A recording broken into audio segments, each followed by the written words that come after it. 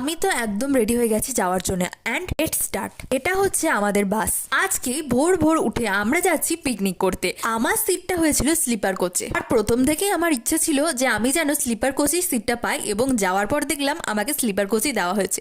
তো পৌঁছে গেছি আমার গন্তব্যে। জায়গাটা হয়তো অনেকেরই চেনা, বিখ্যাত ঐতিহাসিক স্থান হাজারদুয়ারি। শুধু হাজারদুয়ারি না, আমরা এর আশেপাশের সমস্ত দর্শনীয় স্থান দেখার চেষ্টা করবো আজ।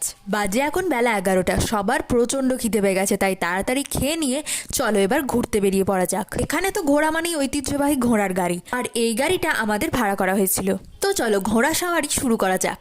সামনের গাড়িটা এবং পিছনের গাড়িটা দুটোতেই আমাদের বাসের লোক ছিল। প্রথমেই আমরা যাচ্ছি কাঠগোলা বাগান বাড়ির দিকে।